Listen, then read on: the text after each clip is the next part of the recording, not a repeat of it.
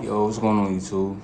Um, so I'm gonna do a little something different, but question today is why exactly are fighting games harder for most people like to pick up and shit like that? You know what I'm saying? Like a fighting game, like you know what I'm saying, like game and shit. Why is it that a fighting game is typically harder for somebody to grasp and pick up just off of the first buy, and you know what I'm saying, and be good and have, I would say, excuse me, a lot of wins, and just over this, you know what I'm saying, like somebody that's casually can pick up Call of Duty or let's say even a racing game, some, you know what I'm saying, sort of say, and do well in it. Like, why is it that somebody that can play a fighting game, why is it, you know what I'm saying, so hard? And I wanted to kind of get into that and see like what other people perspective and shit like that was on it. I play fighting games. I'm pretty decent at it. I do play other games and shit like that, like Call of Duty, Need for Speeds and shit like that. Like, so I got other games you know what I'm saying, I do play. Some at a higher level than others and shit like that. But whatever, right? But the question is, why am I better in fighting games opposed to the majority of my friends, if not all? And that's not to be on no flexing shit, but it's like they, you know what I'm saying, why? And some people could say like, oh, well, we don't like fighting games and shit like that, or we don't like anime, or we don't like, excuse me, or we don't like, it's too complicated, or we don't know nothing about the characters or the show or the game or nothing like that, whatever, right? Or people is sweats, or people is like, whatever, you know what I'm saying? But why is it that I can put on, you know what I'm saying, a Mortal Kombat, a Street Fighter, a Marvel vs. Capcom, certain games I could put on and I could fairly do better than the casual player and shit like that. So I thought we can get into that video with this reaction and shit. And I just, as you can see, like, why fighting games so hard. So I'm gonna see, you know what I'm saying, what dude is talking about. This got the most views, so we're gonna see, man. I'm gonna hit that like button. Make sure y'all do the same on my shit. Hit that notification bell as you do that. But yeah, I'm gonna stop talking.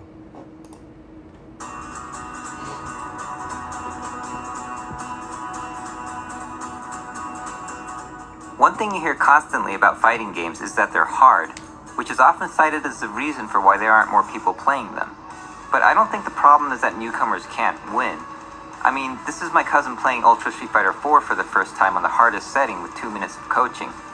He beat the game in 10 minutes on his first try, getting multiple perfects on the way, and thought it was really easy.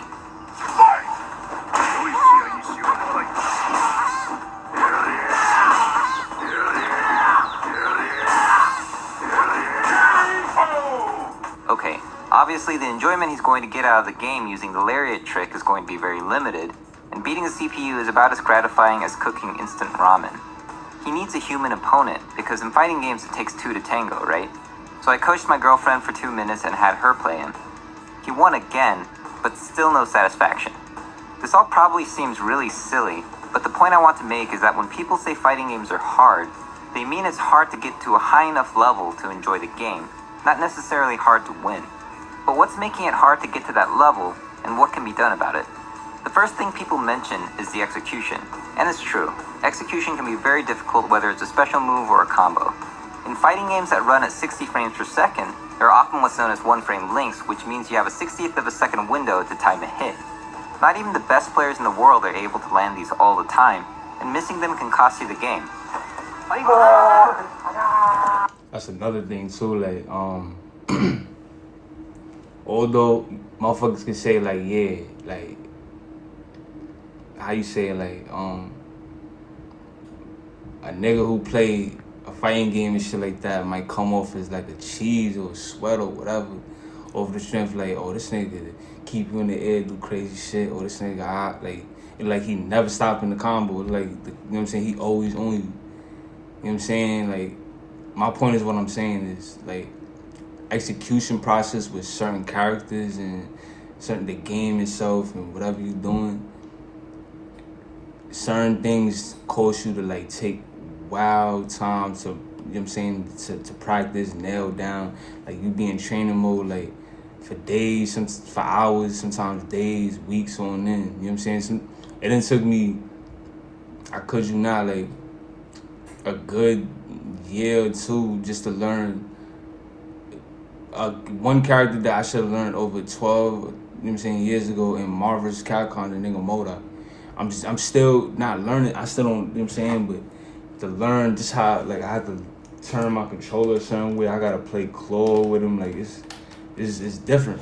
So, and his flight mechanics and the way he move and execution, like I said, is a different process. But it took me time and repetition just to get that shit.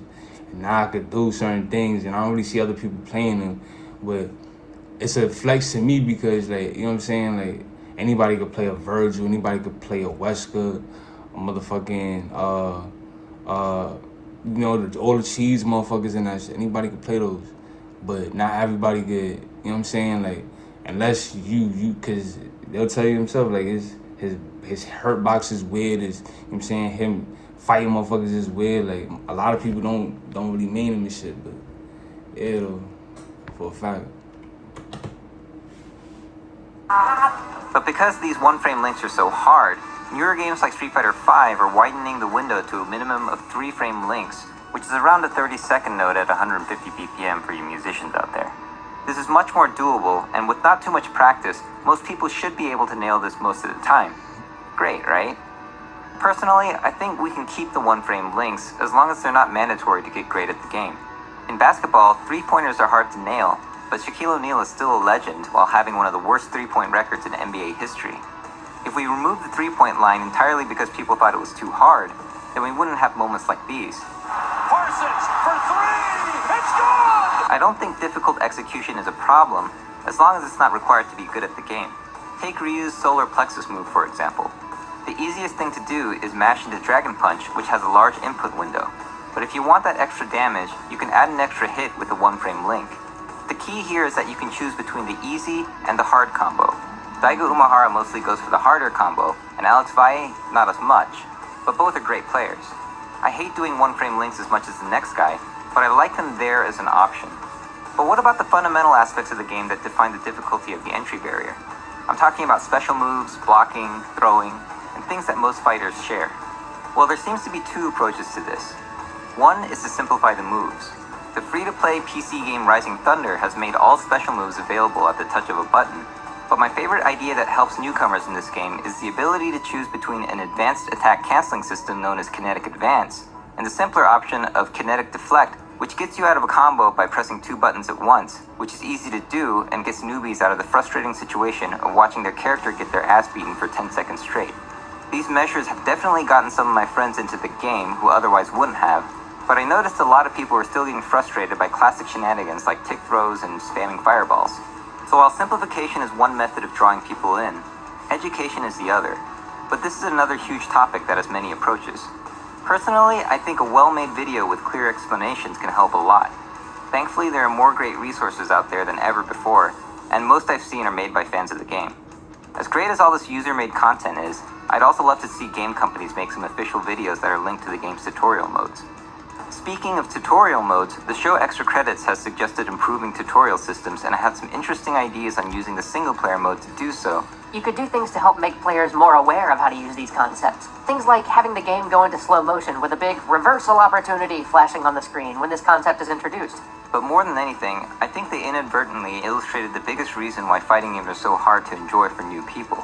The thing to recognize is that fighting games will never reach the audience they could until they do more to help people get to the level where they can experience real fighting game play. This mentality of you game companies better help us get good, or you won't get as many sales, fails to understand that getting to high-level play is up to the player, not the game companies. I mean, Capcom made an inflation-adjusted amount of $3.5 billion on Street Fighter 2 without any tutorial mode or even a training mode. Fighting games need to move past being an informational brick wall, and instead graduate their new players from the button masher to the type of player who can think through the problems that a fighting game presents. I propose that single player is the best place to do this, it being the safest space in the game, outside the pressures of competition or other people. I'm all for better teaching tools within the game, but you're not getting to high-level play by doing multiple-choice quizzes in single-player mode, and that's because it's the safest place in the game. The reason why I think it's so hard to get to that satisfying high level of play in fighting games is because you have to get out of your comfort zone and get bodied by real people over and over again. I mean, you're playing a one-on-one game where you're represented by a character on the screen who screams in agony when you fail to block, and no one is there to help you. There's no save and reload feature, there are no teammates to share the blame, and when you lose, the game will write a personal message for you in huge letters, and an announcer will read it out loud. How can you trust the reviews you're reading? Introducing FakeSpot by Mozilla. Whether on your phone, You lose. As a bonus, in Mortal Kombat, you get to watch your character die a horrible death, which happened because you failed to defend yourself. Then in order to improve, you have to watch yourself losing all over again in a replay to find out what you did wrong. And on the journey to getting good at the game, real people will insult you for losing, hate you for winning, tell you to quit, and sooner or later, you're going to get taunted and perfected by a young kid, and when you have an emotional reaction to that, you'll be told to man up by an old school veteran who has knife wounds from winning too much in Street Fighter 2 in the 90s at his local liquor store. Okay, now I'm exaggerating, but the point is, no amount of simplifying gameplay and tutorials are going to prevent these kind of things from happening, and in this light, it's understandable why it's so hard to get into fighting games. Being salty is not a great feeling, but you can't avoid it any more than you can avoid falling when learning how to skateboard. Now, I've painted a pretty grim picture of fighting games, so I want to say the pros definitely outweigh the cons, and that winning the right game can vindicate all the frustration you've been feeling up to that point. And it's something you can be proud of. When you level up in a fighting game, the attributes that improve your play are stored in your own brain, not on some server run by a giant game publisher. There's a unique satisfaction you get from beating an opponent you couldn't beat before, or beating someone you were expected to lose to. As a matter of fact, beating the right person at the right time can start your fighting game career, or at least make you famous as the guy who beat so-and-so. Because matches can be over so quickly in fighting games, the potential for blow-ups and upsets are high, and when they happen, it gets hype as hell. But there's a trade-off. Whenever there's a hype moment, there's going to be a very salty player at the receiving end, which, to be philosophical, completes the yin and yang. So even though learning to get good can be discouraging at times, it's part of the journey, and the vast majority of the people I've met online or in person have been really supportive. And sometimes you'll even have players fighting to teach newcomers how to play the game, which is pretty fitting for this ridiculously competitive community. Let me know what you think is the hardest thing about fighting games in the comments, and subscribe for more videos like this. Thanks for watching, and seriously, thanks for helping me get to 10,000 subs. See you guys after Street Fighter 5 comes out.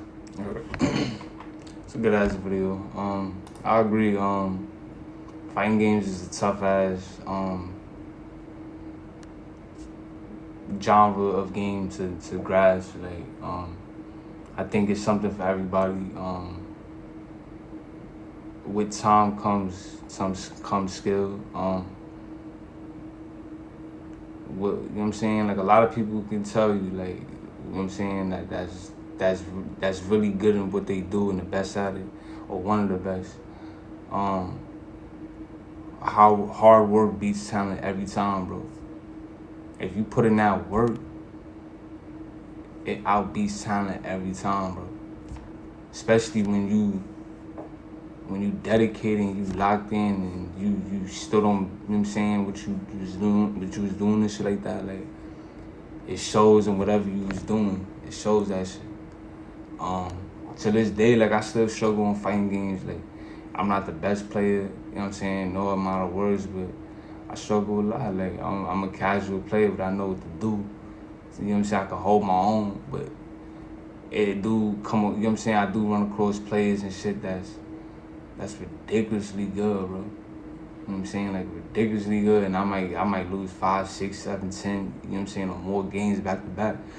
But the mere fact that I'm learning off of the losses and shit like that, and I'm picking up, I'm just thinking about you know what I'm saying, every mistake I do, every move that I do, everything that I'm doing, I analyze that shit, and like you was saying in the video, a lot of times you gotta go through that ass whooping before you can learn how to whip some ass, bro. Like, you know what I'm saying?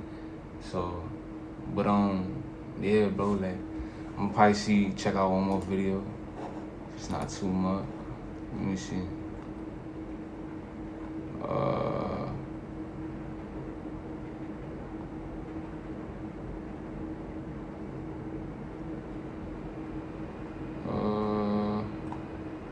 Let's not do this one. 1 in 3 people will have cancer in their lifetime. So what does it take to make sure you're in the right hands? It takes MSK. We specialize in more than 400 different types of cancer. Memorial Sloan Kettering Center.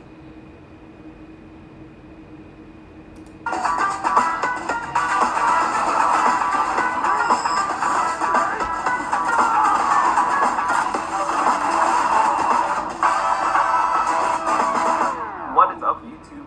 We are back and we are doing a video today about why I think getting into fighting games are hard. I know I haven't done a video in a while because I've been on vacation for Christmas and the holidays, but we are back. And today's topic is going to be why I think getting into fighting games are hard. And I know a lot of people don't play fighting games because it is pretty obvious to a lot of people that fighting games are one of the least popular genres. In fact, if you look at this chart right here, got the numbers right here that even statistically prove why fighting games are pretty low. Fighting games are not in last place. You know, we're not losing the entire race because, you know, music and party games are also not that popular either. But we are so much behind shooters, action, adventure, and role-playing games. Those are actually super popular games, and us fighting game players are all the way down in the 6%. We're like 6%ers. So why do I think fighting games are hard to get into? And I did like a 3-step method to why I think fighting games are getting hard to get into. The number one reason why fighting games suck this might scare a lot of people right now. I know a lot of beginners are super scared when they see this. Something like that. That picture right there, that picture is terrifying. People don't even know how to do a motion as simple as that. I know a lot of people in the fighting game community are like, there's no way. That is the most simple thing ever. I'm not gonna lie, But, I you know, agree, bro. I have a lot of non-FGC friends. I gotta pause it for a second. But I could you not, he can't be more right. Like, bro, I thought it was so much of a flex, like, to learn how to do my first Hadoken in Street Fighter, bro. Like, when I was younger, like, just doing that, I mean, like, it was the easiest motion. And I learned it. And I remember I learned how to do it, and I could do it. For some reason, I ain't gonna like to sneak and play my brother's game and shit like that, you know what I'm saying, when he wasn't there. So I turned on the game, and it was Street Fighter or whatever. And I wound up learning how to do the, you know what I'm saying? Because I looked it up and then I knew it was something. I seen everybody do this. I'm like, it got it something. It's a circle motion or something. So then I did it and then I was doing it. But then I think I tried to show my boy, you know what I'm saying, like the same shit. Like he was in the fighting games, but he was more into like Dragon Ball Z, like Budokai Tenkaichi G3. Like he wasn't into like the dragon motion. Like it's more like it wasn't, you know what I'm saying, like he played fighting games now, like, you know what I'm saying, but it wasn't on that. But same with me, like I wasn't on it at the time. I just knew how to do that little motion or whatever at the time, like, and I thought that was the start of me learning, like even the Z motion, the Shoryuken post motion, you know what I'm saying, like, so the backwards. That, you know, I play video games. Hadoken. We play games like Overwatch and Destiny, or learning, you know, even mm-hmm. games like Mario Party, something random. But this right here, quarter circle forward punch. Can you guys even do a quarter circle forward punch? Or some people would even say a 2-3-6-P. I think I don't think motions are the only reason people don't play fighting games. It's funny because literally earlier in the VOD, I lost a match because the language, I would say too. Like a lot of people don't know, like wouldn't know nothing that you saying, bro. I would know, you know what I'm saying, but people won't know, like, okay, well, what is a quarter circle punch? They wouldn't know, or, you know what I'm saying, like, yeah. I missed my quarter What's a OTG, like, circle forward on an anti, and I literally died for it. So many people have such a hard time doing the most basic fighting game input of all time. So I think that hurts. I think that does scare people from getting into fighting games. Something as simple as a quarter circle forward. The second reason I actually think people don't have the time to get into fighting games is actually time.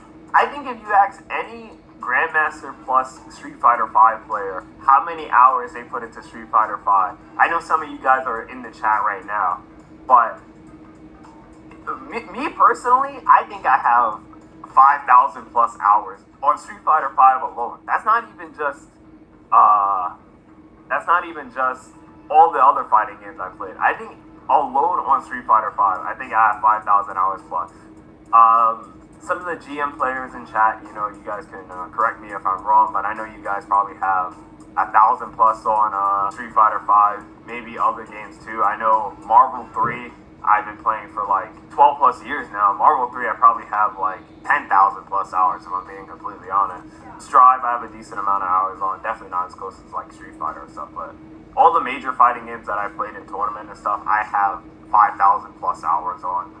You know, people gotta work 9 to 5s. People do like day jobs, have kids, family to take care of. When I was growing up, that was kind of where all my time was going. When I was like 16, 17, well, yeah, when I was like 15, 16, 17, playing Marvel 3 a lot because, you know, I had no responsibilities growing up. Like, I had like a part-time job and like stuff like that, but a lot of the time I was just at home playing Marvel.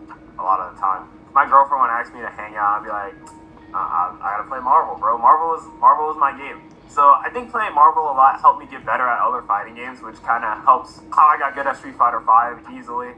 As bad as I like to admit, I did spend like an unhealthy amount of time playing Marvel. And the last reason I actually think fighting games are hard to get into, this one is actually super relatable, funny enough, but plateauing.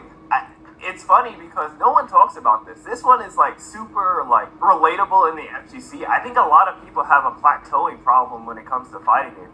When you play fighting games, if you don't have like a coach or like somebody better than you helping you out, really learning how to play the fighting game, you'll plateau often, and then you just like play in the game. And you don't know why you're winning or losing, why you're not progressing, like even what to do in the game.